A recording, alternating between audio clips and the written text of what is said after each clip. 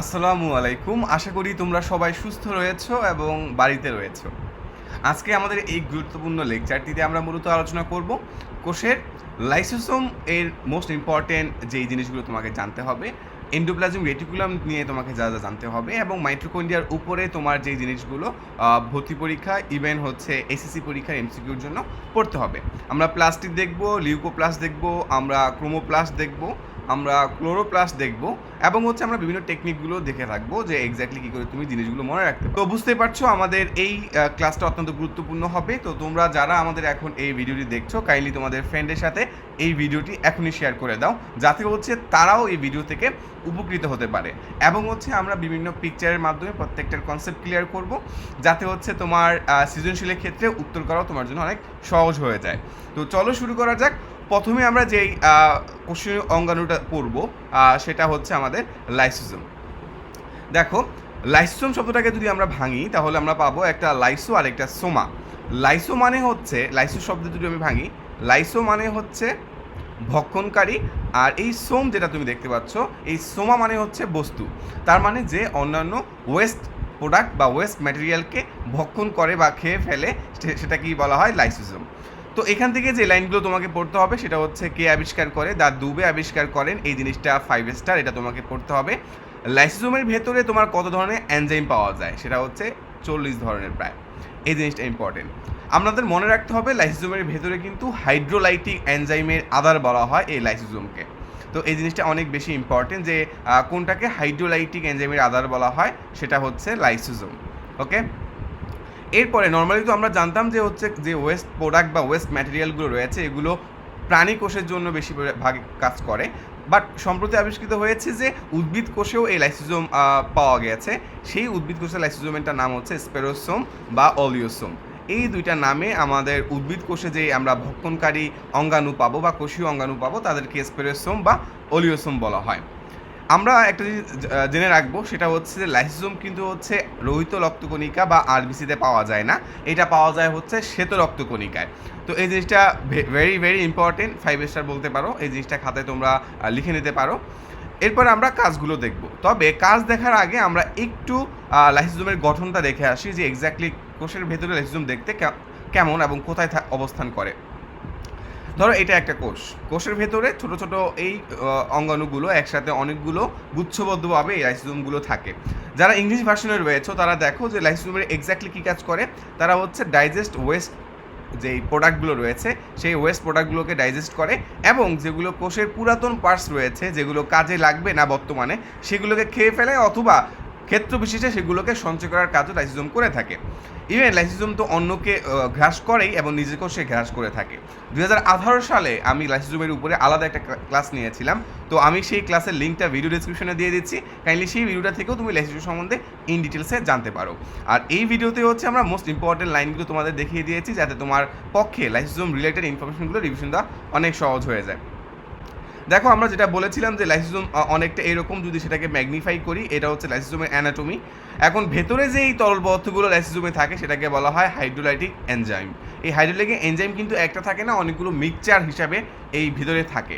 Hydro মানে পানি, lytic মানে ভাঙা, মানে যেগুলো হচ্ছে তোমার পানি ভাঙার কাজগুলো করে হাইড্রোলাইটিক, সেগুলো হচ্ছে তোমার হাইড্রোলাইটিক এনজাইম।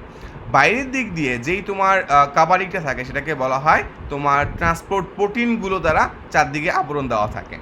এবং আমরা যদি বলি যে এই আবরণটা এক্স্যাক্টলি কী দ্বারা নির্মিত, তাহলে আমাদের বলতে হয় এটা লিপোপ্রোটিন দ্বারা গঠিত। ওকে, এবং হচ্ছে এই জিনিসটাকে যদি আরও জুম করি তখন আমরা দেখব যে এটাকে তুমি লিপিড বাইলেয়ার, আমরা যখন হচ্ছে ফ্লুইড মোজাইক মডেলে পড়েছিলাম আমাদের আগের ভিডিও লেকচারগুলোতে, সেখানে আমরা দেখেছিলাম যে সেখানে আমাদের যে কাভারিং রয়েছে ফ্লুইড মোজাইক মডেলে সেখানে কিন্তু এইরকম বাইলেয়ার ছিল।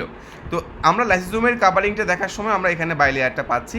তার মানে এই লাইসোসোমের কাভারিং যদি পরীক্ষায় আসে যে লাইসোসোমের কাভারিং কেমন, তখন তুমি বলতে পারো লিপোপ্রোটিন। এবং যদি প্রশ্ন আসে যে লাইসোসোমের ভেতরে কী থাকে, সেটা হচ্ছে হাইড্রোলাইটিক এনজাইমের মিক্সচার থাকে। এমন যদি বলা হয় যে লাইসোসোম কী করে, সে ভক্ষণের কাজ করে। তো আমরা পাঠ্য বই অনুযায়ী যদি কাজগুলো একটু পড়ি তাহলে আমরা দেখতে পাবো এই লাইসোসোমকে কিন্তু বলা হয় সুইসাইডাল ব্যাগ। ওকে, সুইসাইডাল ব্যাক বলার অন্যতম মেইন কারণ হচ্ছে সে ক্ষেত্র বিশেষে যখন হচ্ছে কোষের ভেতরে কোষগুলো কোনো কারণে হচ্ছে পুষ্টি উপাদান ঠিকমতো না পায়, তখন সেই কোষ উপাদানগুলোর যে আবরণটা রয়েছে, যে লিপোপ্রোটিন আবরণটা রয়েছে সেটা ফেটে যায়। সেটা যখন ফেটে যায়, ওই লাইসোসোমের ভিতরে থাকা হাইড্রোলাইটিক এনজাইমটাও বের হয়ে আসে। সেটা যখন বের হয়ে আসে, সে নিজেকে তো ধ্বংস করেই, মানে লাইসোসোম তো নিজেকে ধ্বংস করেই, আশেপাশে যে কোষীয় উপাদান রয়েছে সেগুলোকেও ধ্বংস করে দেয়। তো আলটিমেটলি ওই কোষটাই মারা যায়। তার মানে লাইসোসোম নিজেকেও মারতেছে এবং আশেপাশের মানুষকেও মারতেছে। অনেকটা এইরকম যে একজন করোনা আক্রান্ত রুগী যখন বাইরে বের হবে, সে তো নিজেকেই মারতেছে এবং আশেপাশের মানুষকে সে আক্রান্ত করছে। তার মানে এখন করোনায় আক্রান্ত যে কোনো ব্যক্তিকে আমরা লাইসোসোমের সাথে কম্পেয়ার করতে পারি। এখন সে যেটা করতে পারে সেটা হচ্ছে হাইড্রোলাইটিক এনজাইমটা যাতে না ছড়ায় সেটা সে ব্যবস্থা করতে পারে, কিন্তু লাইসোসোমের ক্ষেত্রে সে ছড়াবেই। আর এই জন্যই তাকে বলা হবে সুইসাইডাল স্কোয়াড বা সুইসাইডাল ব্যাগ। এটা মূলত হচ্ছে অন্তঃকোষীয় যে পরিপাক রয়েছে, আমরা বলেছিলাম যে যেই ডাইজেশনটা হয় কোষের ভেতরে, সেই ডাইজেশনের মূল কাজটা করে আমাদের এই লাইসোসোম। ফ্যাগোসাইটোসিস প্রক্রিয়ায় আমাদের হচ্ছে জীবাণুগুলো সে ভক্ষণ করে। তো পরীক্ষা আসতে পারে কোন প্রক্রিয়ায় লাইসোসোম মূলত এই জীবাণুগুলোকে ভক্ষণ করে থাকে। তার মানে উত্তর হবে ফ্যাগোসাইটোসিস। ওকে, এই ফ্যাগোসাইট যখন সে নিজেকে ধ্বংস করে ফেলে, নিজেকেই হচ্ছে নিজে খেয়ে ফেলে, তখন সেই প্রক্রিয়াকে বলা হয় অটোফ্যাগি, বাংলায় যাকে বলে স্বঘ্রাস। ওকে, আর এই প্রক্রিয়ায় অটোফ্যাগি প্রক্রিয়ায় যেই জিনিসটা ঘটে, সেই প্রক্রিয়াটার নামটা লাগবে, সেটাকে বলা হয় অটোলাইসিস। লাইসিস মানে ভাঙা, বা অটো মানে নিজেকে ভাঙা। তার নিজেকে যে ভাঙে, যে প্রক্রিয়ায় ভাঙে, সেটাকে বলা হয় অটোলাইসিস। ওকে, আমার মনে হয় তোমরা লাইসোসোম নিয়ে তোমাদের কনফিউশনগুলো দূর হয়েছে। এবার আমরা যে জিনিসটা পড়বো সেটা হচ্ছে এন্ডোপ্লাজমিক রেটিকুলাম। যারা আমাদের আগের ভিডিওগুলো দেখেছো, আমার মনে হয় তোমাদের কনসেপ্ট অনেকটাই ক্লিয়ার হয়ে গিয়েছে। কাইন্ডলি তোমরা একটু কমেন্টে জানাও তোমরা কে কোন জায়গা থেকে আমাদের এই ভিডিওটা দেখছো। তোমাদের জেলার নাম উল্লেখ করতে পারো, তোমাদের কলেজের নাম উল্লেখ করতে পারো। চলো আমরা দেখি যে এন্ডোপ্লাজমিক রেটিকুলামে আমাদের কোন জিনিসগুলো জানতে হবে। এন্ডোপ্লাজমিক রেটিকুলাম তো আমাদের হচ্ছে দুই প্রকার, এটা আমরা জানি। একটা হচ্ছে মসৃণ এন্ডোপ্লাজমিক রেটিকুলাম, আর একটা হচ্ছে অমসৃণ এন্ডোপ্লাজমিক রেটিকুলাম। কোন বিজ্ঞানী আবিষ্কার করে এই জিনিসটা লাগবে? বিজ্ঞানী পোর্টার। ওকে, প্রকারভেদ মসৃণ আর অমসৃণ রেটিকুলাম। অমসৃণ এন্ডোপ্লাজমিক রেটিকুলাম কি করে? সেটা হচ্ছে প্রোটিন সংশ্লেষণ করে বা সংশ্লেষিত হয় এই জায়গায় অমসৃণ এন্ডোপ্লাজমিক রেটিকুলামে, কারণ এখানেই মূলত থাকে রাইবোজোম। আর রাইবোজোমকেই বলা হয় কি বলো তো? রাইবোজোমকে কি বলা হয়? কাইন্ডলি কমেন্টে জানিয়ে দাও। এবার আমরা যদি দেখি এন্ডোপ্লাজমিক রেটিকুলামের যে গঠনগুলো রয়েছে, সেখানে তিনটা বেসিক পার্ট রয়েছে। একটাকে বলা হবে সিস্টার্নি, আমরা আগেই দেখেছিলাম রাইবোজোম যখন পড়েছিলাম তখন এই পার্টগুলো সম্বন্ধে বিস্তারিত বলেছিলাম। এখানে দেখিয়ে দিচ্ছি আমি সিস্টার্নি, ভেসিকল অ্যান্ড টিউবিউল। বোনাস যেই তথ্যটা তোমার জানতে হবে সেটা হচ্ছে অমসৃণ এন্ডোপ্লাজমিক রেটিকুলামে ক্ষুদ্র ক্ষুদ্র যে বিচ্ছিন্ন অংশ দেখা যায় সেগুলোকে বলা হয় মাইক্রোসোম। তার মানে এন্ডোপ্লাজমিক রেটিকুলাম তো এভাবে দলবদ্ধভাবে থাকে, তখন পাশে দিয়ে ছোটো ছোটো যে ক্ষুদ্রাঙ্গ দেখা যায়, যেগুলো অন্য কোনো অঙ্গাণু হিসেবে যাদের নামকরণ করা যায় না, বাট সে হচ্ছে এন্ডোপ্লাজমিক রেটিকুলাম থেকে ছুটে যাওয়া ছোটো ছোটো গোল গোল অংশ, সেগুলোকে বলা হবে মাইক্রোসোম। ওকে, আমরা যদি পিকচার আকারে এন্ডোপ্লাজমিক রেটিকুলামটাকে একটু দেখার ট্রাই করি। আচ্ছা, এখানে আমরা আগের লাইসোজোমটাই দেখছি যে হাইড্রোলাইটিক এনজাইমগুলোর সেখানে কি করে কাজ করে। ওকে, আমরা গোলজি বডিটা আগের প্যাটার্নে দেখেছিলাম। ওকে, এটা হচ্ছে আমাদের এন্ডোপ্লাজমিক রেটিকুলাম। দেখো, ফোল্ডেড মেমব্রেন হয়, এটা অনেকটা ফোল্ডেড মানে ভাঁজ করা থাকে এই মেমব্রেনগুলো এন্ডোপ্লাজমিক রেটিকুলামে। উইথ রাইবোজোমস থাকে, যেটার ভিতরে সেটা হচ্ছে রাফ হয়ে যায়, যেটা রাইবোজোম থাকে না সেটা হচ্ছে স্মুথ হয়ে যায়। তো এই ছিল আমাদের এন্ডোপ্লাজমিক রেটিকুলাম। দেখতে অনেকটা এইরকম, যেগুলো নিউক্লিয়াসের কাছে থাকে সেগুলো হচ্ছে অমসৃণ, যেগুলো দূরে থাকে সেগুলো হচ্ছে মসৃণ, আমরা আগের লেকচারে দেখেছিলাম। এবার আমরা যে গুরুত্বপূর্ণ কোষীয় অঙ্গাণুটা আলোচনা করব সেটা হচ্ছে মাইটোকন্ড্রিয়া, যেটাকে তোমরা সবাই চেনো, 19ও তোমরা পড়েছো। সেটা হচ্ছে মাইটোকন্ড্রিয়াকে পাওয়ার হাউস বলা হয়। এটা একটা ক্লাস 6-7 বাচ্চাও জানে যে এটাকে পাওয়ার হাউস বলা হয়, বাট জানলেও এটা পরীক্ষার জন্য ইম্পর্টেন্ট। পরীক্ষা আসতে পারে যে তোমার এই মাইটোকন্ড্রিয়ার ভেতরে কোন কোন রাসায়নিক বিক্রিয়াগুলো চলে, সেই জিনিসগুলো তোমাকে জানতে হবে। একটা চলে ক্রেব চক্র, ফ্যাটি অ্যাসিড চক্র, ইলেকট্রন ট্রান্সপোর্ট বিক্রিয়া বা ইটিএস বা ইলেকট্রন ট্রান্সপোর্ট সিস্টেম। সেটা হয় অক্সিডেটিভ ফসফোরাইলেশন বিক্রিয়াগুলো নর্মালি আমাদের এই মাইটোকন্ড্রিয়ার ভিতরে হয়ে থাকে। এখন কোথায় হয়? মাইটোকন্ড্রিয়া তো বিভিন্ন পার্টস রয়েছে। আমরা যদি এই পিকচারটা দেখি যে মাইটোকন্ড্রিয়ার ভেতরেও কিন্তু হচ্ছে টুকটাক আমাদের রাইবোজোম দেখা যাচ্ছে। তো মাইটোকন্ড্রিয়াতে রাইবোজোম থাকে, একটা বাইরের দিকে যে আবরণ তাকে বলা হয় বহিঃ আবরণী, এবং ভেতরের দিকে যে আবরণ তাকে বলা হয় অন্ত আবরণী। মাইটোকন্ড্রিয়ার জন্য ডেডিকেটেডভাবে হচ্ছে ডিএনএ অণু কিন্তু পাওয়া যায়, যেটা মাইটোকন্ড্রিয়ার জন্য নির্দিষ্ট এই ডিএনএগুলো। এবং মাইটোকন্ড্রিয়াল ম্যাট্রিক্সও পাওয়া যায় ভেতরে, এই তরল পদার্থগুলো ম্যাট্রিক্সের বাংলা হচ্ছে মাতৃকা, এই মাতৃকাগুলো পাওয়া যায়। আর মাইটোকন্ড্রিয়ার ভিতরে ফোল্ডেড অবস্থায় যে জিনিসগুলো ঢুকে থাকে, দেখো এই জিনিসগুলো ঢুকে আছে, এগুলোকে বলা হবে ক্রিস্টি। ওকে, আমরা যদি একটু কালারফুল পিকচার দেখি মাইটোকন্ড্রিয়ার জন্য, যে এক্স্যাক্টলি মাইটোকন্ড্রিয়ার কালারফুল পিকচারগুলো কেমন, তাহলে মনে হয় যে আরও ভালোভাবে বুঝবা। তার মানে ইংলিশ ভার্সন স্টুডেন্টরা একটু টার্মগুলো মিলে নিতে পারো। ভেতরের দিকে যেটা থাকে সেটাকে বলা হয় ইনার মেমব্রেন, যেটা বাইরের দিকে থাকে সেটাকে বলা হয় আউটার মেমব্রেন। যে জিনিসগুলো ফোল্ডেড অবস্থায় বড় বড় জিনিসগুলো থাকে সেগুলোকে বলা হয় ক্রিস্টি। আমরা একটু আগেই দেখেছি ফোল্ডেড অবস্থার অংশগুলো ক্রিস্টি বলে। এবং ছোট ছোট গোল গোল যে জিনিসগুলো দেখতে পাচ্ছ লাল লাল, এগুলোকে বলা হয় রাইবোজোম। তো এখানে জিনিসটাকে আরও সিম্পলিফাইড করে দেওয়া হয়েছে, তুমি এই জিনিসটা একটু ভালো করে দেখলে বুঝতে পারবা। তো mitochondria converts food molecules and cytoplasm chemicals to energy. তো এখানে আলটিমেটলি যে মাইটোকন্ড্রিয়ার ভেতরে যে সাইটোপ্লাজমিক কেমিক্যাল থাকে সেটাকেই কিন্তু বলা হয় মাতৃকা বা ম্যাট্রিক্স। আর সে মূলত হচ্ছে যে খাদ্য উপাদানগুলো আসে কোষের ভেতরে, সেগুলোকেই হচ্ছে এনার্জি রূপে রিলিজ করে বা এটিপিতে কনভার্ট করে।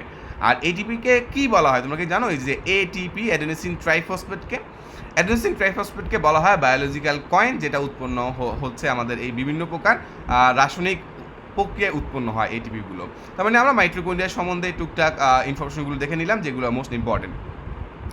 এখন মাইটোকন্ড্রিয়ার ভেতরে কত প্রকারের এনজাইম থাকে এবং কত প্রকারের কোএনজাইম থাকে, এই প্রশ্ন কিন্তু অনেক বেশি ইম্পর্টেন্ট। এটা মেডিকেল ভর্তি পরীক্ষায় আসে মূলত। ওকে, প্রায় 100 প্রকারের থাকে। এবং এখানে আরএনএ বেশি থাকে না ডিএনএ থাকে? মাইটোকন্ড্রিয়াতে 0.5% আরএনএ থাকে ও সামান্য ডিএনএ থাকে, কারণ সেগুলো পরবর্তী মাইটোকন্ড্রিয়ার সেই নতুন রূপে বাচ্চা জন্ম দেওয়ার ক্ষেত্রে, মানে নতুন মাইটোকন্ড্রিয়া তৈরির ক্ষেত্রে এই জেনেটিক ইনফরমেশনগুলো কাজে দিবে। আমরা যদি একটা সুন্দর করে টেকনিকের মাধ্যমে দেখি, পুরো জিনিসটা এক লাইনে দেখি, বইতে এই জিনিসগুলো অগোছালোভাবে দেওয়া, আমরা জিনিসটা গুছিয়ে দিয়েছি যে মাইটোকন্ড্রিয়ার আবিষ্কার করে কে? আবিষ্কার করে হচ্ছে কলিকার, নামকরণ করে ভেন্ডা, আর প্রথম দেখতে পায়, মানে কোষের ভেতরে এটাকে প্রথম দেখতে পায় অল্টম্যান। তবে 3জন ব্যক্তি এই জিনিসটার পেছনে অবদান রেখেছে। এই জিনিসটা তুমি খুব ইজিলি মনে রাখতে পারো। আমাদের একটা স্পেশাল টেকনিক রয়েছে যেটার নাম হচ্ছে আপন ক্যাব। আপন মানে নিজ, ক্যাব মানে হচ্ছে ট্যাক্সি ক্যাব, ধরে নাও। আচ্ছা, আপন ক্যাব। আপন ক্যাব দিয়ে তুমি এই লাইনটা মনে রাখতে পারবা। কীভাবে? আতে আবিষ্কার, কেতে কলিকার। তাহলে আবিষ্কার করে কে? কলিকার। আপনের পতে পর্যবেক্ষণ করে কে? অল্টম্যান। ওকে, বুঝতে পারছো? পর্যবেক্ষণ করে হচ্ছে আমাদের অল্টম্যান। এবার নতে নামকরণ করে কে? বেন্ডা। তার মানে খুব ইজিলি তুমি এই আপন ক্যাবটা মনে রেখেই তুমি এই মাইটোকন্ড্রিয়ার most important, very very important 3টা কোশ্চেনের উত্তর ইজিলি পেয়ে যাচ্ছে তুমি। তো এই জিনিসটা খাতা লিখে নাও, আর এই জিনিসগুলো তুমি যত বেশি খাতা লিখে নিবা তোমার মনে রাখাটা তত সহজ হয়ে যাবে। তো আমি আশা করবো যে শুধুমাত্র এই স্ক্রিনশটের উপর ডিপেন্ড না থেকে তুমি কাইন্ডলি খাতায় লিখে নিবা মোস্ট ইম্পর্টেন্ট ইনফরমেশনগুলো, সেটা তোমার অনেক বেশি কাজে দেবে এসএসসি ও ভর্তি পরীক্ষার জন্য। তার মানে আপন ক্যাবটা তোমরা মনে রাখবা এই লাইনটা মনে রাখার জন্য। মাইটোকন্ড্রিয়ার সংখ্যা কত অ্যাভারেজে যদি আমরা হিসাব করি, এক এক বইতে এক রকম দেওয়া, সেটার জন্য যে বিভিন্ন বইয়ের যে বিভিন্ন ইনফরমেশনগুলো রয়েছে সেগুলোর জন্য আলাদা আমাদের একটা প্লেলিস্ট রয়েছে। সেই প্লেলিস্টটা তুমি দেখে নিতে পারো যে বাংলাদেশের যতগুলো বই অনুমোদিত রয়েছে সেই বইগুলোতে এক এক সম্মানিত লেখকগণ এক এক ইনফরমেশন দিয়েছে। তো স্টুডেন্টরা কনফিউজড হয়ে যায়, এই জন্য আমরা সকল ইনফরমেশনগুলোকে একসাথে গুছিয়ে দিয়েছি। ওই ভিডিও সিরিজটা দেখে নিলে তোমার ওই কোন রাইটার কী বলেছে ওইটার ব্যাপারে একটা ভালো একটা আইডিয়া হয়ে যাবে। আর এইটা বাংলাদেশে আমরা প্রথম করেছি, তো আশা করি এই জিনিসটা তোমার অনেক কাজে আসবে। এবার যদি আমরা মাইটোকন্ড্রিয়ার গঠনটাকে দেখি, আমরা একটু আগেই দেখলাম যে ক্রিস্টি থাকে। তার ক্রিস্টি কী জিনিস? যে মাইটোকন্ড্রিয়ার ভেতরে মেমব্রেনগুলো আঙ্গুলের মতো ঢুকে থাকে। দেখো এগুলো আঙ্গুলের মতো ভিতরে ঢুকে আছে এই ক্রিস্টিগুলো, ভাস সৃষ্টি করে থাকে, যাকে বলা হয় প্রবর্ধক। ক্রিস্টির বাংলা আমরা যদি অনুবাদ করি সেটা আসবে প্রবর্ধক। এটিপি সিনথেসিস হিসাবে আর ইটিসি মানে ইলেকট্রন ট্রান্সপোর্ট চেইন, এই দুটো হয়। আর এটিপি সিনথেসিস হচ্ছে যেই ছোটো ছোটো অংশগুলো থাকে সেই অংশগুলোকে বলা হয় অক্সিজম। তাহলে যদি বলা হয় অক্সিজম কি?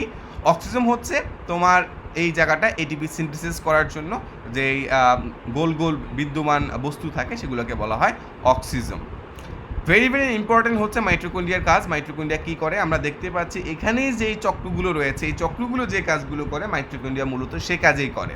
তো সেই হিসাবে আমরা মোস্ট ইম্পর্টেন্ট কাজগুলো দেখবো যে সে আলটিমেটলি যে সেলুলার রেসপিরেশন, সেলুলার রেসপিরেশনের কাজটা মূলত বা কোষীয় শ্বসন শক্তি উৎপাদনের যে প্রক্রিয়া এটা করে হচ্ছে মাইটোকন্ড্রিয়া। এরপরে আরেকটা ইম্পর্টেন্ট কাজ করে সেটা হচ্ছে ডিএনএ আর আরএনএ উৎপন্ন করে। আমরা একটু আগেই দেখেছি যে মাইটোকন্ড্রিয়ার ভেতরে 0.5% আরএনএ থাকে এবং সামান্য কিছু ডিএনএ থাকে বা জেনেটিক্স ম্যাটেরিয়াল থাকে। তো আলটিমেটলি কোষের পাওয়ার হাউস যেহেতু ওর নাম, সে তো শক্তি উৎপাদন করবেই। এটা খুব একটা স্টুডেন্ট মানে পরীক্ষা আসলে অন্য কিছু না পারলেও এটা পারবে। স্নেহ বিপাকে মানে অংশগ্রহণ করে। ওকে, এই জিনিসটা ইম্পর্টেন্ট। রক্তকণিকা ও হরমোন উৎপাদনে সহায়তা করে। এটা ভেরি ভেরি ইম্পর্টেন্ট যে মাইটোকন্ড্রিয়ার ভূমিকা রয়েছে, মানে মাইটোকন্ড্রিয়া ভূমিকা পালন করে রক্তকণিকা ও হরমোন এই কেমিক্যাল সাবস্টেন্সগুলো উৎপাদন করার ক্ষেত্রে গুরুত্বপূর্ণ ভূমিকা পালন করে মাইটোকন্ড্রিয়া। অ্যান্ড লাস্টে যেটা দেখবো সেটা হচ্ছে শুক্রাণু ও ডিম্বাণু গঠনে সহায়তা করে। ওকে, তার মানে আমরা মাইটোকন্ড্রিয়া রিলেটেড যে ইনফরমেশনগুলো তোমাকে ভর্তি পরীক্ষার জন্য, মেডিকেল ভর্তি পরীক্ষার জন্য ভালো করে জানতে হবে, পড়তে হবে এবং বুঝতে হবে, সেই জিনিসগুলো আমরা শিখে গেলাম। ওকে, আমরা এবার যেটা দেখব সেটা হচ্ছে প্লাস্টিড। Very very important. আর এটা হচ্ছে উদ্ভিদ কোষের জন্য অত্যন্ত গুরুত্বপূর্ণ একটা কোষীয় অঙ্গাণু। আর এটা যদি আমাদের থাকতো আমরা কিন্তু নিজের খাদ্য নিজেই তৈরি করতে পারতাম। তো প্লাস্টিক রিলেটেড ইনফরমেশনগুলো আমরা দেখব, তার আগে আমরা দেখে নিই কোন মহান ব্যক্তি এই জিনিসটা আবিষ্কার করে আমাদের পড়াটা বাড়িয়ে দিয়েছে। তার নাম হচ্ছে বিজ্ঞানী শিম্পার। ওকে, আর কত সালে? 1883 সালে মূলত তিনি এটা আবিষ্কার করেন। আর এটা মূলত হচ্ছে ভেরি ভেরি ইম্পর্টেন্ট যে আমরা যদি একটা উদ্ভিদ কোষকে দেখি, সেখানে সবচেয়ে বড় যে কোষটা থাকবে সেটাই হচ্ছে মানে বড় যে কোষীয় অঙ্গাণু থাকবে সেটাই হচ্ছে plastid. Okay, it's very very important. কোথায় হচ্ছে আমাদের এই প্লাস্টিড নেই, এই জিনিসটা লাগবে। ছত্রাক, ব্যাকটেরিয়া, এই দুইটাই যে আমাদের প্লাস্টিড নেই এটা আমরা খুব ভালো করে জানি। কিন্তু এই নীলাভ সবুজ শৈবাল যেটা আছে, তোমার এই সবুজ দেখে অনেকে মনে হইতে পারে যে ভাই এখানে সবুজ কালারফুল, তার মানে প্লাস্টিক থাকতে পারে না। রে ভাইয়া, এটা হচ্ছে সায়ানো ব্যাকটেরিয়া যে জিনিসটা, তার ভেতরে বিজ্ঞানীরা গবেষণা করে দেখেছে।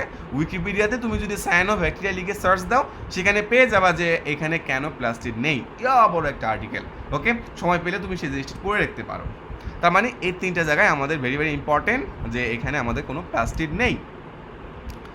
এবার আমরা দেখি প্লাস্টিক কয় প্রকারের। প্লাস্টিক 3 প্রকারের হয়, লিউকোপ্লাস্ট, এরপরে ক্রোমোপ্লাস্ট, আমরা প্রত্যেকটা আলাদা আলাদাভাবে দেখব, ক্লোরোপ্লাস্ট। এখন আমরা যদি প্লাস্টিকের 3 প্রকারকে ব্যাখ্যা করে পড়ি যে লিউকোপ্লাস্টটা কী জিনিস, তাহলে আমরা খুব ভালোভাবে বুঝতে পারব। দেখো, লিউকোপ্লাস্টটা আলটিমেটলি হচ্ছে কালারলেস। ওকে, আলোর সংস্পর্শে আসলে লিউকোপ্লাস্ট ক্রোমোপ্লাস্টে রূপান্তরিত হয়। এটা ভেরি ভেরি ইম্পর্টেন্ট যে লিউকোপ্লাস্ট যদি লাইট পায়, সূর্যের আলো পায়, তাহলে সে কোন কালারে রূপান্তরিত হয়? ক্রোমোপ্লাস্টে। এখন ক্রোমোপ্লাস্ট যখন রূপান্তরিত হয়, পূর্ণাঙ্গ রূপে যখন আরও বেশি কালারফুল হয়ে যায়, আলটিমেটলি সে কিন্তু ক্লোরোপ্লাস্টে রূপান্তরিত হয়ে যায়। তার মানে একদম তোমার হচ্ছে যেটা বর্ণহীন সেটা লিউকোপ্লাস্ট, হালকা কালার থাকবে ক্রোমোপ্লাস্ট, মারাত্মক লেভেলে কালারফুল হয়ে যাবে ক্লোরোপ্লাস্ট। এরপরও তাদের জন্য আলাদা আলাদা কালার বন্টন করা আছে, একটু পরে আমরা সেটা দেখব। কোথায় থাকে? মূলে থাকে, মানে যেটা মাটির নিচে থাকে, সেখানে তো সূর্য আলো পৌঁছায় না, এই জন্য জিনিসটা কালারলেস হয় বা বর্ণহীন হয়। ভূনির্মস্ত কাণ্ড প্রভৃতি যেসব অঙ্গে সূর্যালোক পৌঁছায় না, সেখানে হচ্ছে লিউকোপ্লাস্টটা মূলত কর্তৃত্ব করে থাকে ওই জায়গাটাতে। এবার আমরা দেখি যে সঞ্চিত খাদ্যের উপরে ভিত্তি করেও আবার লিউকোপ্লাস্টকে ভাগ করে। আমরা জেনেছি একটু আগে প্লাস্টিডকে 3 ভাগে ভাগ করতে পারে, তেমনিভাবে লিউকোপ্লাস্টকেও আবার 3 ভাগে ভাগ করে। একটাকে বলা হয় অ্যামাইলোপ্লাস্ট, ইলায়োপ্লাস্ট অ্যান্ড অ্যালিউরোপ্লাস্ট। এই 3টে ভাগে যে ভাগ করে, এগুলার কে কোন কাজটা করে এটা 5 স্টার, এটা তোমাকে মনে রাখতেই হবে। অ্যামাইলোপ্লাস্ট যেটা করে সেটা করে স্টার্চ, শ্বেতসার বা শর্করা জাতীয় যে খাদ্য রয়েছে সেগুলোকে আলটিমেটলি হোল্ড করে রাখে বা স্টোর করে রাখে। তাই মানে শর্করা জাতীয় খাদ্যকে কে সঞ্চয় করে? অ্যামাইলোপ্লাস্ট। বা চর্বি জাতীয় খাদ্যকে কে সঞ্চয় করে? দেখো, তুমি যদি গরুর চর্বি দেখো, আলটিমেটলি সেটা কালারটা কি? হলুদ কালারের। তা চর্বিগুলো দেখতে অধিকাংশ ক্ষেত্রে হলুদ হয়। তুমি যখন গরু কোরবানির সময় গরু যখন জবাই করে, তখন তো দেখবে গরুর চর্বিগুলো হলুদ হয়। তো ওই হলুদ কালার দিয়ে মনে রাখতে পারো ইলায়োপ্লাস্ট। ইউলো একটা ভাব আছে, তাই না? ইলায়োপ্লাস্ট। এবার অ্যালিউরোপ্লাস্টে যেটা, সেটা হচ্ছে তোমার প্রোটিন সঞ্চয়কারী। অনেকে এটাকে প্রোটিনোপ্লাস্টও বলে, বাট এটা অ্যালিউরোপ্লাস্ট নামে বেশি জনপ্রিয় বা মানুষ চেনে। তার মানে প্রোটিন সঞ্চয় করে অ্যালিউরোপ্লাস্ট, তোমার ইলায়োপ্লাস্ট যেটা হলুদ সেটা হচ্ছে চর্বি সঞ্চয় করে, আর অ্যামাইলোপ্লাস্ট যেটা সেটা হচ্ছে স্টার্চ, শ্বেতসার বা শর্করা জাতীয় খাদ্য স্টোর করে থাকে। তার মানে খাদ্য সঞ্চয়ের উপরে ভিত্তি করে তুমি কাকে ভাগ করেছো? লিউকোপ্লাস্টকে ভাগ করেছো, মানে বর্ণহীন জিনিসটাকে ভাগ করেছো। তো এটার ভিতরে প্যাচ লাগাবো না যে ভাইয়া এই 3টা কার উদাহরণ, এই 3টা মানে কার হচ্ছে প্রকারভেদ। এটা লিউকোপ্লাস্টের প্রকারভেদ, এটা হচ্ছে ক্রোমোপ্লাস্টেরও না, ক্লোরোপ্লাস্টেরও না। এবার যদি আমরা ক্রোমোপ্লাস্টে আসি, আমাদের দ্বিতীয় নাম্বার প্লাস্টিডের দ্বিতীয় নাম্বার হচ্ছে প্রকারভেদ, সেই জিনিসটা যদি আমরা একটু দেখি যে ক্রোমোপ্লাস্টে, তো রঙিন বর্ণের জন্য ক্রোমোপ্লাস্ট এখান থেকে মানে কালারফুল হওয়া শুরু হয়েছে। ওকে, এখান থেকে মূলত এই মানে প্লাস্টিক যে কালারফুল হয় সেখানে তার যাত্রা শুরু। ক্যারোটিন যে জিনিসটা সেটা খানিকটা থাকবো কমলা লালের মতো, আর জ্যান্থোফিল যেটা সেটা হচ্ছে হলুদ। এই দুটা ভেরি ভেরি 5 স্টার লাইন, এটা মেমোরাইজ করে ফেলো, এটা খাতায় লিখে রাখো এবং 5 স্টার দিয়ে রাখো। এটা ভেরি ভেরি ইম্পর্টেন্ট যে ক্যারোটিনের কালারটা কি আর হচ্ছে জ্যান্থোফিলের কালারটা কি, এটা লাগবে তোমাদের।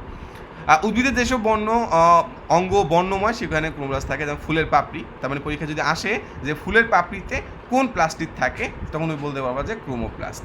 রঙিন ফল যেগুলো আছে সেগুলোর ভেতরে হচ্ছে তোমার আলটিমেটলি ক্রোমোপ্লাস্ট থাকে। বীজ গাজরের মূলে হচ্ছে ক্রোমোপ্লাস্ট থাকে। এখন গাজরের মূলে ক্রোমোপ্লাস্ট থাকে, দ্যাটস অসাম। তুমি আমাকে বলবা মূলা রয়েছে, এই যে আমরা মূলা খাই না, শীতকালীন সবজি, মূলাতে কি রয়েছে? মূলা কিন্তু হচ্ছে সাদা। ওকে, তো আমাকে একটু কমেন্টে জানাবা যে মূলার ভেতরে কোন জিনিসটা রয়েছে, সেটা কি লিউকোপ্লাস্ট, ক্রোমোপ্লাস্ট নাকি হচ্ছে ক্লোরোপ্লাস্ট? যদি জানো তুমি কমেন্টে জানাতে পারো। এবার আমরা যেটা দেখবো সেটা হচ্ছে মোস্ট ইম্পর্টেন্ট, এখান থেকে কোশ্চেন আসেই, সেটা হচ্ছে ক্লোরোপ্লাস্ট, যেটা সবুজ, যার কারণে আমাদের এই পৃথিবীটা এত সুন্দর সবুজ। এখানে আলটিমেটলি কী দ্বারা ক্লোরোপ্লাস্ট গঠিত হয় সেই জিনিসটা লাগবে। ক্লোরোফিল এ, বি, ক্যারোটিন, জ্যান্থোফিলের সমন্বয়ে গঠিত হয়। তাহলে আমাকে একটু বলো তো জ্যান্থোফিলের কালারটা কি? একটু আগে আমরা দেখে আসছি জ্যান্থোফিলের কালার হচ্ছে হলুদ। ওকে, তবে জিনিসটা প্রত্যেকটা জিনিসের কাজে একটু পরপর আমাদের কাজে লাগবে। তো আলটিমেটলি এখানে ক্লোরোফিল যুক্ত হয়েছে, ক্লোরোফিল বি যুক্ত হয়েছে। ক্রোমোপ্লাস্টে দেখো ক্যারোটিন আর জ্যান্থোফিল মিলেই কিন্তু ক্রোমোপ্লাস্ট হয়ে গেছে, কিন্তু যখন ক্লোরোপ্লাস্টে আসলো তখন ক্যারোটিন আর জ্যান্থোফিলের সাথে নতুন আর দুই ভাই যুক্ত হয়েছে, একটাকে বলা হয় ক্লোরোফিল এ আর একটাকে বলা হয় ক্লোরোফিল বি। আর কোষের রান্নাবান্নার কাজগুলো নর্মালি করা হচ্ছে এই ক্লোরোপ্লাস্ট, খাবার প্রস্তুত করা, এই জন্য এটাকে ক্লোরোপ্লাস্টকে বলা হয় কোষের রান্নাঘর। It's very important. ক্লোরোপ্লাস্ট খাদ্য সংশ্লেষে সাহায্য করে বলে এটাকে রান্নাঘর বলা হয়, অথবা শর্করা জাতীয় খাদ্যের কারখানা বলা হয়। শর্করা জাতীয় খাবার কোনগুলো? ইংলিশে শর্করা কি বলে? কার্বোহাইড্রেট। ওকে, এবার আমরা দেখি, আমরা শক্তি রূপান্তরের অঙ্গাণুও বলে। তা শক্তি উৎপাদন মূলত বা পাওয়ার হাউস হিসেবে কাজ করে মাইটোকন্ড্রিয়া, আর রূপান্তরের যে কাজটা এইটা মূলত করে হচ্ছে আমার এই ক্লোরোপ্লাস্ট। ওকে, উচ্চ শ্রেণীর উদ্ভিদ কোষে আলটিমেটলি ক্লোরোপ্লাস্টের কালার যে আকৃতি সেটা লেন্সের মতো হয়, চোখের যে লেন্সের মতো হয়, মানে এই রকমভাবে থাকে। ওকে, উত্তল, উভয় সাইডে হচ্ছে উত্তল।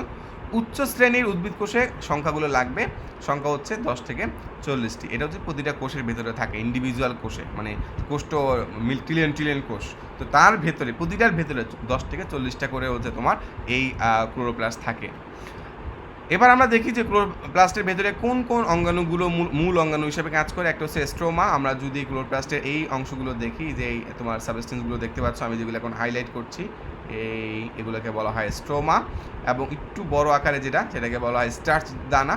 এরপরে এই যে ডিস্ক বা তোমার ডিস্ক দেখতে পাচ্ছ, এই ডিস্কগুলোকে বলা হয় থাইলাকয়েড।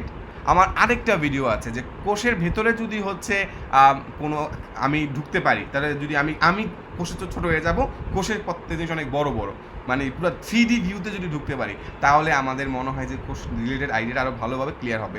ওই ভিডিওর লিঙ্কটাও আমি ভিডিও ডিসক্রিপশনে দিয়ে দিচ্ছি, ওই ভিডিওটাও তুমি দেখে নিতে পারো, তোমার কনসেপ্টটা অনেক ক্লিয়ার হয়ে যাবে ফর শিওর। ওকে, এবার আমরা দেখবো অসমোফিলিক দানা পাওয়া যায়, তা পরীক্ষা আসতে পারে অসমোফিলিক দানা মানে কোথায় পাওয়া যায়, সেটা কি ক্লোরোপ্লাস্টে পাওয়া যায়, নাকি হচ্ছে মাইটোকন্ড্রিয়ায় পাওয়া যায়, নাকি সাইটোপ্লাজমে পাওয়া যায়। তো এই জিনিসটা ভেরি ভেরি ইম্পর্টেন্ট যে অসমোফিলিক দানা কোথায় পাওয়া যায়। তোমার বাইরের কাভারিং থাকে একটা, ভেতরের কাভারিং থাকে একটা। আমার এখানেও কিন্তু ডিএনএ থাকে বা ডিএনএ লুপ থাকে, এবং এখানেও আমার রাইবোজোম প্রয়োজন হয়, এবং গ্রানামের চাটকি রয়েছে যে একদম যে প্যাকেট করা এই যে থাইলাকয়েডগুলো রয়েছে না, এই থাইলাকয়েডগুলো এই একসাথে এখানে ফোল্ড করে দেখো, একসাথে স্তূপ আকারে আছে। তুমি দেখবা যে গাড়ির চাকাগুলো যখন হচ্ছে একসাথে অনেকগুলো চাকা একসাথে রাখে, গোল গোল কালো কালো, অনেকটা দেখতে এই গ্রানামের মতো লাগে। তো আমরা প্রত্যেকের সম্বন্ধে ইন ডিটেলস একটু দেখি যে কোন লাইনটা তোমার পরীক্ষায় লাগবে। সব লাইন তো অত বেশি ইম্পর্টেন্ট না, যেগুলো ইম্পর্টেন্ট সেগুলো দেখছি। ক্লোরোপ্লাস্টে যে ম্যাট্রিক্সকে স্টোমা বলা হয়। ওকে, তার মানে ক্লোরোপ্লাস্টের ভেতরে যে ম্যাট্রিক্স থাকে বা মাতৃকা থাকে বা তরল পদার্থ থাকে সেটাকে বলা হবে স্ট্রোমা। স্ট্রোমাতে কত পরিমাণ, মানে কোন রাইবোজোমটা থাকে? রাইবোজোম তো তোমার হচ্ছে 70S, তোমার 80S, এই টাইপের করে রাইবোজোমকে আমরা ক্লাসিফাইড করেছি আগে। এবার থাইলাকয়েড জিনিসটা কি? থাইলাকয়েড জিনিসটা হচ্ছে থলে আকৃতি। দেখো কতগুলো থাইলাকয়েড একটির সাথে অপরটি স্তূপের মতো থাইলাকয়েডের স্তূপকে গ্রানাম বলে। তার মানে সিঙ্গেল জিনিসটা এরকম যে একটা সিঙ্গেল পরোটা যদি আমরা পরোটা খাই না নাস্তার সময়, একটা সিঙ্গেল হইলে সেটাকে পরোটা বলবো, আর অনেকগুলো পরোটা যদি স্তূপ আকারে থাকে তাকে গ্রানাম বলবো। একটাকে বলবে থাইলাকয়েড, একটা পরোটাকে বলবে থাইলাকয়েড, অনেকগুলো পরোটা একটার উপর আরেকটা রাখলে সেটা হয়ে যাবে আমার গ্রানাম। তখন ওই চাটকিটাকে বলা হয় গ্রানাম চাটকি। ওকে, সংখ্যাগুলো লাগবে। গ্রানার সংখ্যা কয়টা, সেটা হচ্ছে 40 থেকে 60টি। বহু বচনে যেটাকে গ্রানা বলে, এক বচনে গ্রানাম বলে। আর স্টোমা ল্যামেলামের নাম কি? দুইটা পাশাপাশি গ্রানা কিছু সংখ্যক থাইলাকয়েড সূক্ষ্ম নালিকা দ্বারা যুক্ত থাকে। দেখো এই জায়গাটায় এই যে আমার এখানে একটা স্তূপ রয়েছে, এখানে প্রত্যেকটাকে ইন্ডিভিজুয়াল প্রত্যেকটাকে বলে থাইলাকয়েড, আর এই সবগুলো একসাথে থাকলে তাকে বলা হয় গ্রানাম। এক গ্রানাম আরেক গ্রানামের সাথে যে লিঙ্ক দ্বারা যুক্ত হয়, এই লিঙ্কটার সুন্দর নাম হচ্ছে স্টোমা ল্যামেলাম। ওকে, এই জিনিসটা ভেরি ভেরি ইম্পর্টেন্ট, এটা তোমাদের একটু মনে রাখতে হবে। এবার আমরা একটু দেখবো যে ক্লোরোপ্লাস্টের কাজটা কি। Very very very important. আমি এখানে মোস্ট ইম্পর্টেন্ট 3টা দিয়ে দিয়েছি, এছাড়া বইতে আরও দেওয়া আছে, বাস তোমার এই 3টা মাস্ট আগে লিখতেই হবে খাতায় পরীক্ষা আসলে। সে মূলত ফটোসিনথেসিস করে, লাগবেই এটা, ফটো রেসপিরেশন করে, 5 স্টার, ফটোফসফোরাইলেশন করে। And what is photophosphorylation? Photophosphorylation হচ্ছে সূর্যালোকের সাহায্যে তোমার এই এটিপিকে কনভার্ট করে এটিপি। তার মানে অ্যাডিনোসিন ডাইফসফেটকে কনভার্ট করে অ্যাডিনোসিন ট্রাইফসফেটে, আর এই প্রক্রিয়াটাকে বলা হয় ফটোফসফোরাইলেশন। কার সহায়তায়? তোমার সানলাইটের সহায়তায় মূলত এই কাজটা হয়ে থাকে। তো আমরা আগে আমাদের টেকনিকের ভিডিওটাতে আমরা দেখেছিলাম যে এখানে কাদের ক্লোরোফিল নাই, এটা আমরা পড়বো কী করে। সেটা হচ্ছে যে আমিও বাদল ভাই নীলা স্যারের প্রাইমারি ছাত্র। তো এই টেকনিকটা দিয়ে তুমি পুরো জিনিসটা মনে রাখতে পারো। আমিও বাদল ভাই নীলা স্যারের প্রাইমারি ছাত্র। আতে হচ্ছে অ্যাগারিকাস আদিকোষ, এখানে ক্লোরোফিল নাই। মিতে মিউকর মাশরুম, এখানেও নাই, সাদা দেখতে। বাদল ভাই, বাদলে হচ্ছে ব্যাকটেরিয়া ব্যাঙের ছাতা, এখানে তো নাই সাদা। ওকে, ভাইরাসে আমার ভাইরাস এত সুন্দর কালারফুল হয় নাই, সবুজ হয় নাই, তাহলে হচ্ছে গাছের বদলে আমরা ভাইরাস চাষ করতাম। এবার নীলাতে হচ্ছে নীলা সবুজ শৈবাল, এটা তুমি ইন্টারনেটে সার্চ দিবা সায়ানো ব্যাকটেরিয়া হিসাবে, তাহলে সঠিক উত্তরটা পেয়ে যাবা যে সবুজ থাকা সত্ত্বেও তার ভেতরে কেন ক্লোরোফিল নেই, কারণ এটা সায়ানো ব্যাকটেরিয়া। এবার সারের হচ্ছে ওই তো আবার নামটা দিয়েই দিছে, আর তো কী লাগে তোমার বোঝার জন্য, হচ্ছে সহজ আর কিছুই নেই। প্রাইমারিতে হচ্ছে পেনিসিলিয়াম নেই, পেনিসিলিয়ামে হচ্ছে আমার ক্লোরোফিল থাকে না। এবার হচ্ছে ছত্রাক।